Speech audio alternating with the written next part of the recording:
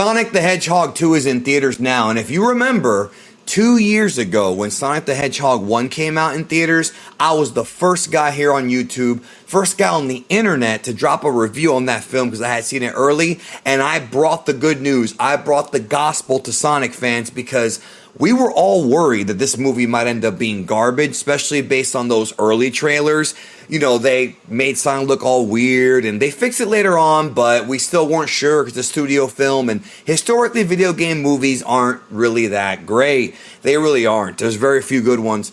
And then Sonic the Hedgehog comes out back, in 2020, and we all loved it. I loved it, and now we finally have the sequel, Sonic the Hedgehog 2. Jeffrey Fowler, who directed the first film, returns to direct the sequel, and this movie brings Sonic the Hedgehog back, voiced once again by Ben Schwartz. Jim Carrey reprises his role as the evil Dr. Robotnik, aka Eggman, and we have now the introduction into the movie universe of Tails, Miles, Tails Prower, and Knuckles. You already know this. This is my non-spoiler review of the movie. So first and foremost, I want to say that you're in good hands when it comes to my review.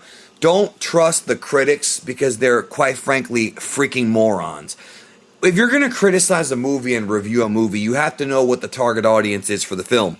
Sonic the Hedgehog 2 is a family film that's meant to be seen by the entire family, kids and adults. There's going to be jokes that kids are going to laugh at more and jokes that adults are going to laugh at more. Sort of like how the old sitcoms used to be back in the day, the early era of The Simpsons, where you'll have some, a little bit of edgy humor, but it won't cross that line to being vulgar.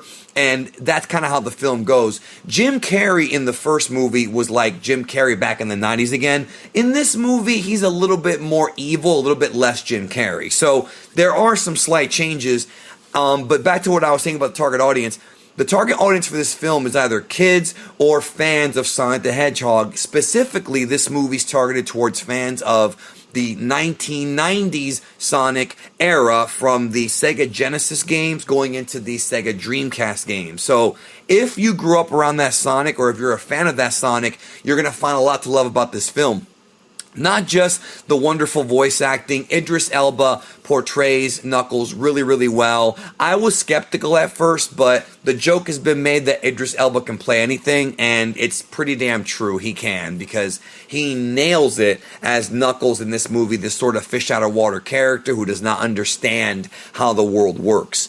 But Sonic, in this movie has to learn that to be a hero, you have to be mature. He is very much in the mood of being a hero since the first film. So in this movie, his quest is to kind of learn, his arc is to learn what it really means to be a hero, which is focusing more on helping other people than making yourself look good. Because he does come off very self-centered early in the film, but he's not a bad guy. By the end of the film, he learns what it really means to be a hero. That's a wonderful character arc for Sonic, and for Knuckles as well. Somebody who went to war, essentially, over the Master Emeralds that are the MacGuffin of the film. And he soon learns the value of friendship. Both Sonic and Knuckles learn the value of friendship by becoming attached to who they become attached to. Obviously, for the majority of the film, that Knuckles is on Eggman's side. And if you follow the video games, kind of how that turns out. And I'm not going to spoil it here, but I'm not going to tell you what happens in the film. But I will say that both Sonic and Knuckles have two different yet similar character arcs. Now, one thing again about this movie fans are going to appreciate is a lot of the lore was brought over from the early Genesis Sonic games, but it was slightly changed. There are some small differences, but there are so many Easter eggs in this film. There are Easter eggs for a number of different levels from the original Sonic game, going all the way through Sonic and Knuckles, not just the Mushroom Hill Zone that we saw at the end of the first film, but also, and of course, Green Hill Zone. Obviously, the town's called Green Hill, but the Labyrinth Zone gets some love in this film. The Island, Angel Island Zone, there's a little bit of influence there from that. There's other ones too, like the snowboarding level with Sonic, the red plane from Sonic the Hedgehog 2. There are so many little Easter eggs, not to mention that there's a cafeteria in in Green Hill called the Mean Bean, which is the coffee place, right? It's a coffee shop. And there was a Sega Genesis game called Dr. Robotnik's Mean Bean Machine. There's all kinds of little Easter eggs here for the Sonic fans. You are rewarded not just for liking the first movie, but also for being a Sonic fan. You will get rewarded by watching this film. This is a great time for the whole family. If you got kids and if you and your kids play video games together, take them to go see this movie, go play Sonic afterward. If you don't have kids, but you just love Sonic, whether it be the 90s animated series or Sonic X or whatever version of Sonic you're into, especially the older stuff though, you will find a lot to love about this movie with wonderful surprises that were kind of predictable. In fact, not in a bad way though. I did a video when Sonic 1 came out about 5 things I want to see in this movie, and out of the 5 things, I think I got like 4 out of 5 right. Like the creators of this movie, the producers definitely knew what to do and made the right steps to do it. You know what I'm saying? And to me, they did show a lot of love to the fans of Sonic. Yes, the critics are right. There is a decreased emphasis on the human characters, but that's okay because it's not their story. The story's about Sonic, Tails, their adventure, and Knuckles and Dr. Robotnik. That's what the movie's about.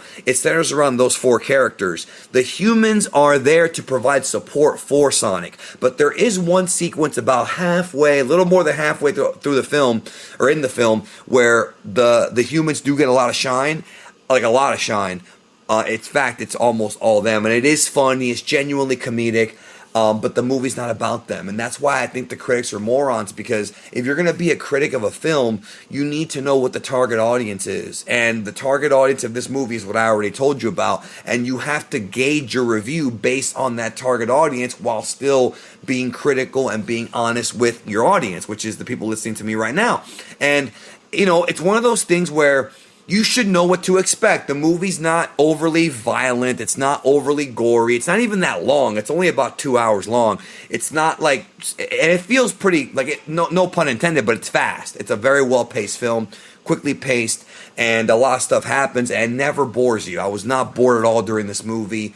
It was a great, fun time. And can you believe that Sonic the Hedgehog 2 is the first video game movie sequel that actually is good?